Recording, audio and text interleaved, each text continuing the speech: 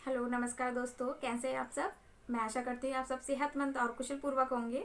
मैं संजय निर्मल आप लोगों के लिए लेकर आई हूँ आज संडे स्पेशल हिस्ट्री में एक ऐसी अनोखी कहानी जिसमें कि हम एक सोचे दोस्तों, डाकू का नाम ना लें और उसमें डाकुओं में फूलन देवी का नाम ना हो तो कहानी अधूरी ही है। जी दोस्तों, हमारी जो फूलन देवी हैं उन्होंने काफ़ी संघर्ष किया था अपनी इस जीवन में अपने आप को सही साबित करने के लिए। तो दोस्तों, ऐसी ही कुछ छोटी मोटी इनकी कहानी है जो मैं आप लोगों के सामने लेकर आई हूँ और आशा करती हूँ कि आपको मेरी ये कहानी ज़रूर मैंने बहुत लंबी इनकी कहानी है पर मैं उसे बहुत छोटी बनाने की कोशिश करके जो उसमें मेन पॉइंट है आपको मैं समझाऊंगी।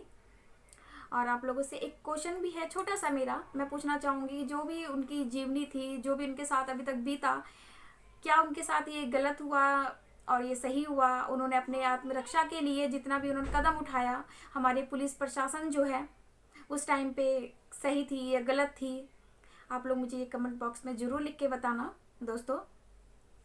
तो चलिए ज़्यादा समय ना लेते हुए मैं शुरू करती हूँ फूलन देवी की कहानी के लिए। फूलन देवी जो 1963 में यूपी में इनका जन्म हुआ था। एक गोरवा के पुरवा गांव है, बहुत पिछड़ा गांव था। इनके कहानी के बाद ये गांव भी काफ़ी फेमस हुआ।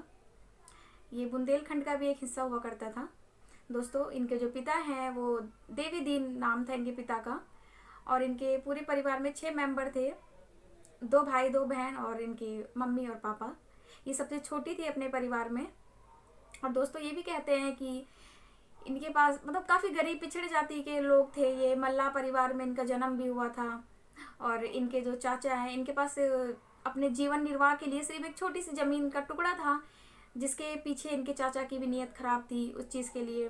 और जो फूलन देवी हैं और वो छोटीपन में ही काफ़ी तेज दिमाग की थी और बहुत मुफट थी।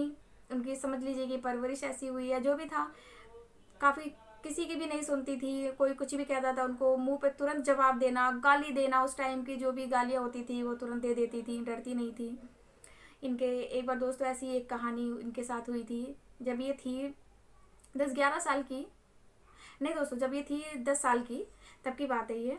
इनके चाचा के लड़कों ने इनके काफ़ी इनसे लड़ाई करने की कोशिश करी, लड़ाई भी हुई। ये जाके सीधा पुलिस चौकी में बैठकर इन्होंने धरना भी देना शुरू कर दिया और चाचा के बेटे को पत्थर उठाया, ईंट, और सर पे मार दिया, सर भी फोड़ दिया। इसी कारण इनके पिता इनसे गुस्सा भी हो जाते थे, इनसे बनती नहीं थी पिता की। फिर पिता ने सोचा कि ये इतनी मुफट है, ये ऐसे पूरे गांव में लड़ाई झगड़ा करती हैं,